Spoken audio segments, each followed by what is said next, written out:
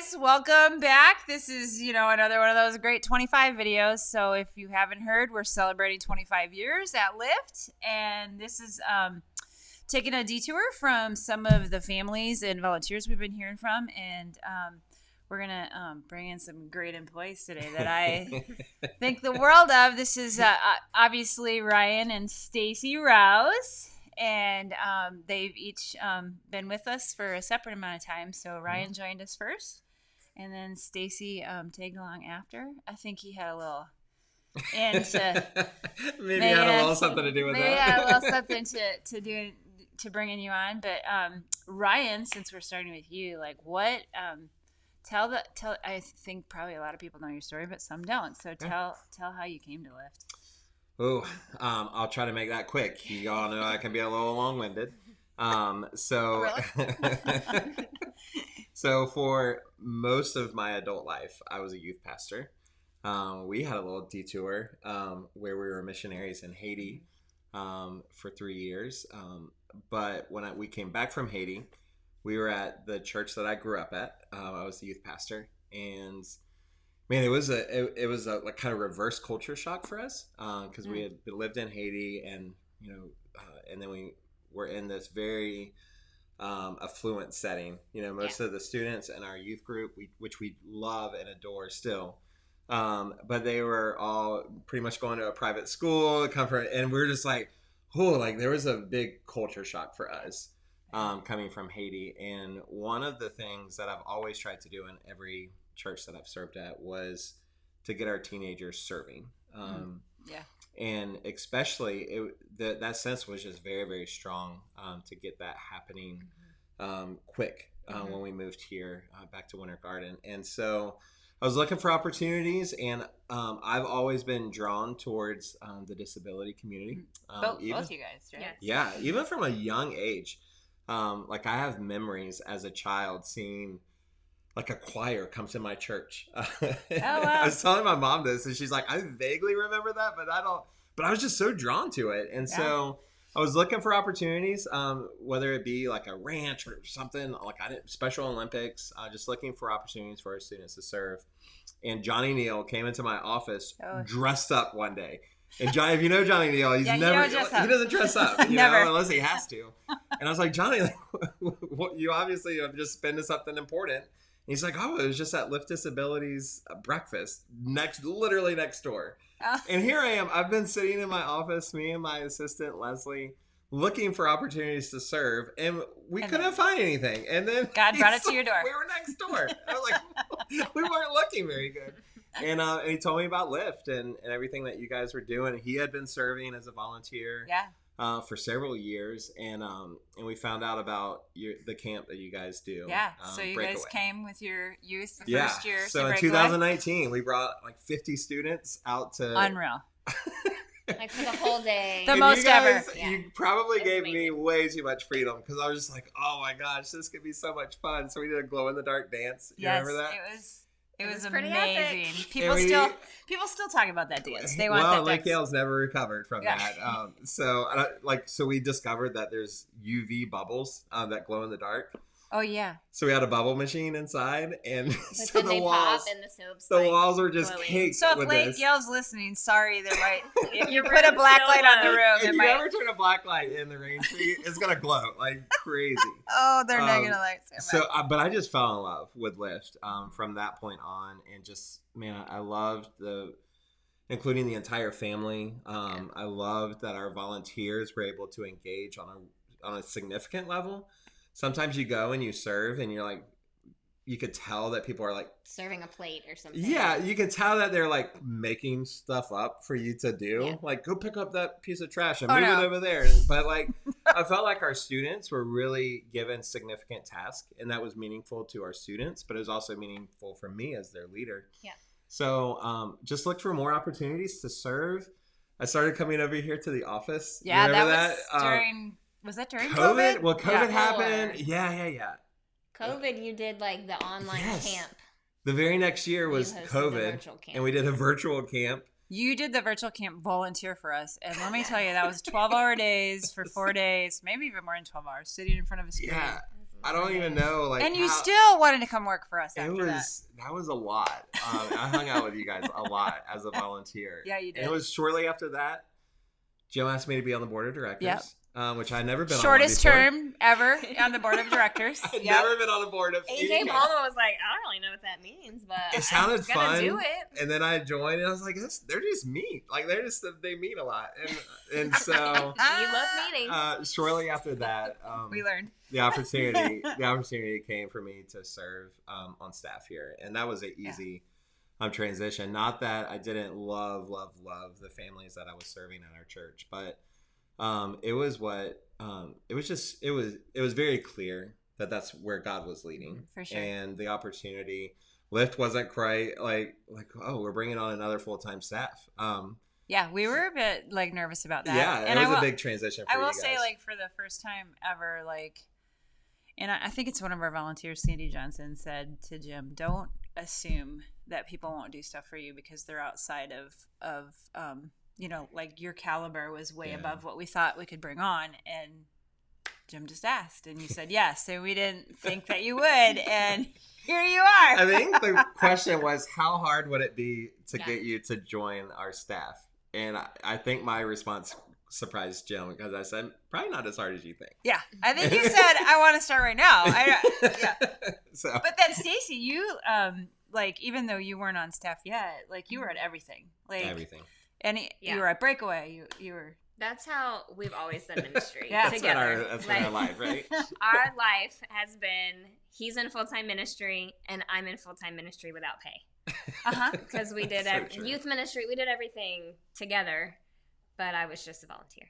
So it just carried over to Lyft. So volunteering, just like a good pastor's wife does. And so tell me, like, that's a whole nother world. You guys transition from a church environment to a small little grassroots nonprofit. Like, how did that feel?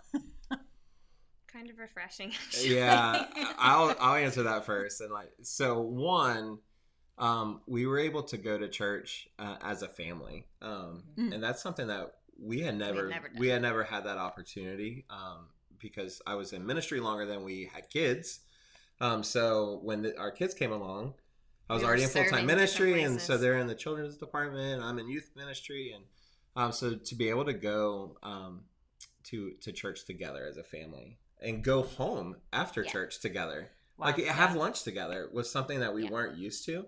So that was really refreshing. But then, and you referred to Lyft, and we're not there anymore, but very mom and pop, I think was the term that you used. And so, like, protocols for, like, taking time off, going on vacation. You're like, just tell me when you want to go. It's like, what? Like, what is this? Isn't there a form or something? I think when I never asked you for an actual, like, receipt and a spreadsheet with that, like, we do that now. But when he came on staff, there was like, just as soon as I would spend, I was like, and here's just like, just hold on, wait. I'm like, I'm gonna get in trouble if I don't turn it in.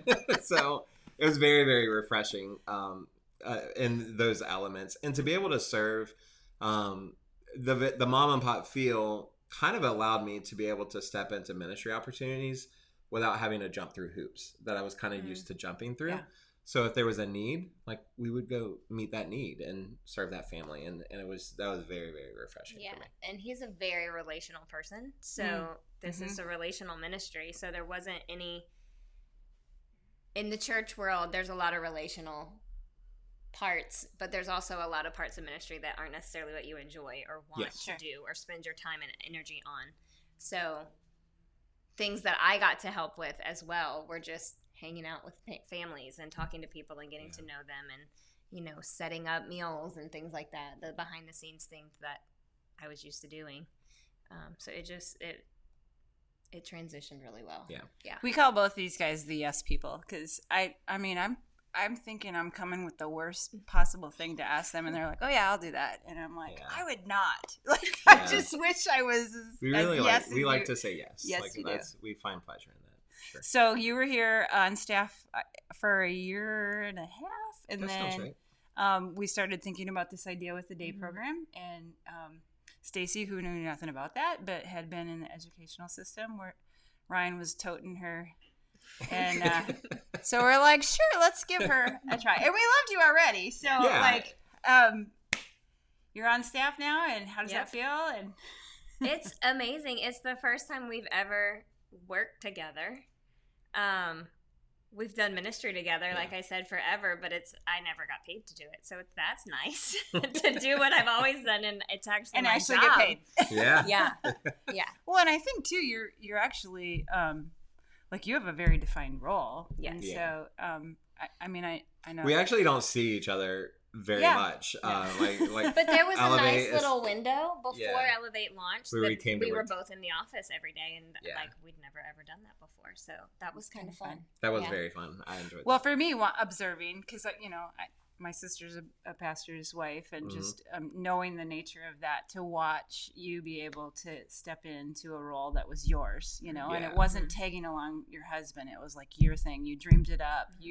She created our day program from scratch. So like it was yours. And you, in fact, have told him more what to do, I think, than he probably has. Yeah, so he's my I'm helper a volunteer instead of me being his helper. Yeah, for sure. As far as Elevate is concerned. And y'all still get along. Yeah, very much. most I of think the so. time. I think so. And so Jim and I are wondering, like, because we do this, when you do ministry together, you guys probably talk 24/7 about, there's never probably a moment you're not thinking and dreaming, and that makes our hearts so happy. Like, we couldn't have found a better couple. And, to think about bringing on a couple on staff, it's risky, because if you lose one, you lose the other. And we just knew God was in this, and that your guys' hearts mesh with ours, and we're hoping to have you with us for a very long time. We're not planning on going anywhere. So we've been doing these interviews, and we've been asking a lot of people, like, one thing, like, if you can, in your volunteer times and in your employment times, like, what is one thing that has impacted you personally with Lyft? You can go first. Oh, I wow. think you're ready. I'm not ready. I should have been. I should have been thinking about this. You knew this question was coming before I did. I did. I can. So one thing, man, I've got like 1,000. Is the problem? I can say, my time at serving within the church, there was some bleed over, and that was really fulfilling for me. And to the point that we still have, meaning other ministries helping each other. Yes. Some of our volunteers still with Elevate and with Breakaway are friends of ours from when I was on staff at a church, and some students that I was their youth pastor still come and they serve at Breakaway. Yeah. They teach sign language remotely, which is so cool, to our Elevate crew. And so for me, I thought it was going to be like very black and white. Like this was my job here, and now my job is here. But there was a lot of bleed over, and for me, that was very significant. But then also just significant moments to see, especially Piper and Islanda serve at Breakaway has been really, really special for me to watch them serve. And to kind of, like, you hope, like, you put stuff, like, teach your kids a certain way, and you hope that they're listening sometimes, and sometimes you're confused if they are. And then you see moments where they're becoming yes people and serving well, and like that's been as a dad, that's been really, really special for me. And Islanda, like, really stepping into a role that I thought she wouldn't do well in as a buddy, and thrive in that setting, has been really, really special. She's one of the good ones. Yeah. Mine is similar. I was gonna say, like, family connection. It's twofold. So connecting with the other families and watching them all connect to each other, and like the support that is built from Lyft, but from my family personally as well. Like, in youth ministry, our kids couldn't really serve because they were younger than like kids aren't going to serve in youth ministry, right? So they always went and did their own thing, and that was mom and dad's time to go help other kids.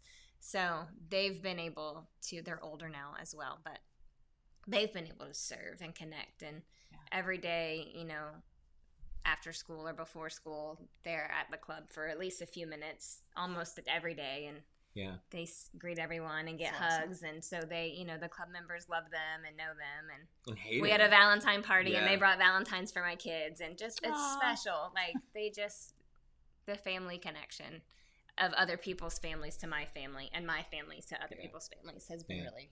Hayden really is sweet. connected really well with the Elevate group. They love Hayden. Yeah, it's very popular there. We're just kind of one big happy family. We'll find a place for everybody. It doesn't matter age or talent even. So at the risk of asking, what do you guys see for Lyft in the future? Like, what are your hopes and dreams as you are with us on the team? I don't know if I should say any of them out loud. I don't know because I think you should, but I get nervous. Well, then people watch and they're like, "When is that going to happen?" That's very true. I don't know. It's a dream. I don't know. Maybe Very never. true. That's scary to me. Do you have an answer? I mean, I have a dream in my head, but I don't know if I want to say it out loud. Oh, wow. Okay. Well, I mean, I feel like you have to at this point. I mean, Tim speaks everything out loud all the time. I mean, you guys all know it, but I don't want people to be like, no, you can share. Are we gonna ever start that? I have a dream from the very beginning. I've got a dream. Sorry, Disney songs always She's pop in my head. very Disney. From the beginning of just talks about Elevate, like I would love to have a farm that we have a garden now, but like expand it to like a farm where they're learning all of those skills and working on the farm, and it's like a transition. They learn and then they're employed there, and I get to be on a farm all day. It's a win-win. So absolutely, that's a huge dream. Will it ever happen? I don't know. Yeah, we never know. For me, we'll elevate multiple locations for sure, and we're already starting to see a need for that in other cities. So that's probably not like 10 years from now. That might be like maybe even this year. We don't know yet. So that's definitely one. Man, our Lyft family gatherings are kind of taking on a life of their own in partnership with churches, new churches, which I see those multiplying, which I don't know how those multiply because you only got so many weekends in a month, right? And ours are already full. But my and I don't think this is sad. I'm an ideas guy. No kidding. Yes. And so I've always said that like 10% of my ideas are good ones, but 90% are really, really bad. And I just have a lot of ideas. So there's always, and I'm stupid enough to just spit them out all the time. Well, you have to share them because you don't know which are the 10%. I don't know which ones are good. And so, but one of the things that I've really enjoyed, and this is a new thing, because Jim is also very much an ideas guy. Y'all drive me crazy. And so when I came here, I've learned, I'm becoming more and more of an implementer of ideas. And sometimes that is helping Jim's ideas come to fruition. And so I'm finding, which I'm surprised, because I always kind of thrived in that idea dream setting, but I'm really finding a lot of fulfillment in being an implementer, not just the ideas guy. And that's refreshing because I don't have to be the implementer, and I can actually dream about stuff. Yeah, I remember when we first started in ministry, I was like, "Oh, I don't have to be the one to make this all come true." Okay. So I mean, there certainly is ideas, and 10% of them are still good, but I'm really finding a lot of pleasure in just implementing, but also taking what Lyft has been doing for so long and just tweaking it. Sometimes it's not like this drastic idea that needs to happen, but it's just a slight tweak, like Boost becoming Lyft Family Gathering. That's not a major shift in philosophy. It was just a name change, and it's taken on kind of this refreshing. It was a little tired at in some places. So just tweaking.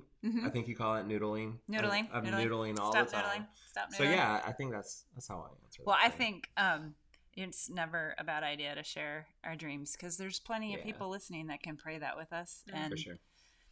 Finance it and get in there and volunteer with it. So if you got a farm and you don't know what to do with it, I mean, I just believe strongly in that. You put it out there and God, it might have been something that God put there, and we got to just speak it, right? So, well, you can see, you guys, why we love having the Rouses on staff, and super appreciate these guys, and hope that they're with us for a very, very, very, very, very, very, very, very long time. So, thank you guys for taking a moment. We could talk forever. We could. We and could do talk often. and do. We just happen to have a camera So, on. But you guys don't want to listen forever, so we're going to stop talking. So we're going to stop and, get on with our work that we need to do, right? Yes. So, yes. So thank you guys for watching, and thank you, Rouses, for being a part of the Live family.